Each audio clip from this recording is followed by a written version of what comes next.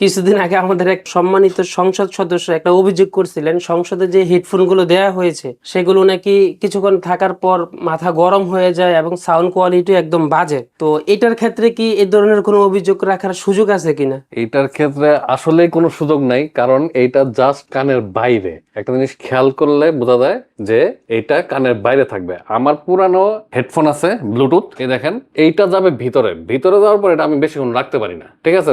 Just আমি 10 minute রাখার পরে আমার এক কান খুলে আরেক কানে তখন লাগাইতে হয়। কিন্তু এইটা লাগানোর পরে, ঠিক আছে, আমি মনেই হচ্ছে না যে আমি কানের মধ্যে কোনো কিছু লাগাই রাখছি, কিন্তু সাউন্ড কোয়ালিটি সেই রকম। মানে সারাদিনকে যদি 24 ঘন্টা কেউ রাখে অনুভবই করতে পারবে না মানে যে কানে কিছু আছে আর কি। আর এটার যে ফিচার গুলো, যেটা ডাবল ক্লিকের, এই ফিচারটা সম্পর্কে যদি কিছু বলতেন।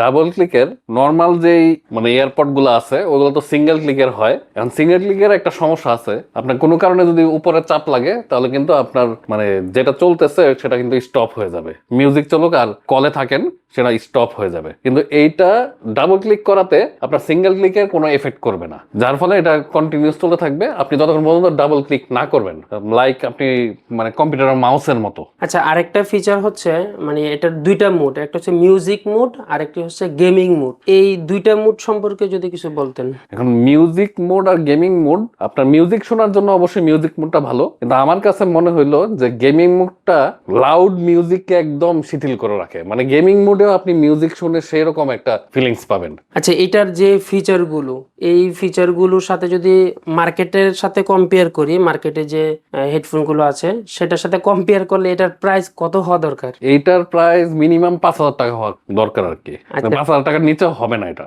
আচ্ছা, ঠিক আছে, আমাদের সম্মানিত কাস্টমারদের জন্য 5,000 টাকা নিচেই রাখা হবে।